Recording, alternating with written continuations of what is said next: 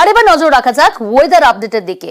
মহালয়া আগামীকাল, আর মহালয়া দক্ষিণবঙ্গে ভারী বৃষ্টির সম্ভাবনা নেই জানাচ্ছে হাওয়া অফিস।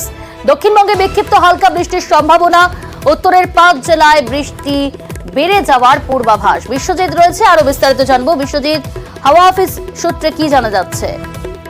দেখো, বৃষ্টি হবে না, ভারী বৃষ্টি হওয়ার সম্ভাবনা একদমই নেই। তবে তাপমাত্রা স্বাভাবিকের উপরে বেশ কিছু এলাকায় থাকবে এবং সঙ্গে জলীয় বাষ্প বেশ কিছু পরিমাণে থাকায় এই যে একটা অস্বস্তি, আর্দ্রতাজনিত যে অস্বস্তি, সেটা কিন্তু থাকবে।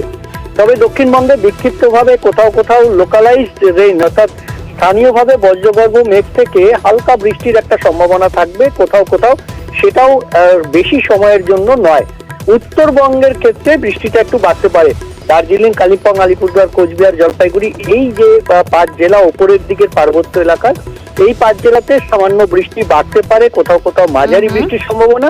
তবে বিক্ষিপ্তভাবে রাজ্য জুড়ে বিক্ষিপ্তভাবে 2-1 জায়গায় কোনো সময় হালকা বৃষ্টির একটা সম্ভাবনা থাকবে। তবে কোনো জায়গাতেই খুব বেশি সময়ের বৃষ্টি বা এক নাগাড়ে বৃষ্টির কোনো সম্ভাবনা নেই। ভারী বৃষ্টির তো কোনো সম্ভাবনাই নেই আগামী কয়েকদিন ধরে। ধন্যবাদ বিশ্বজিৎ।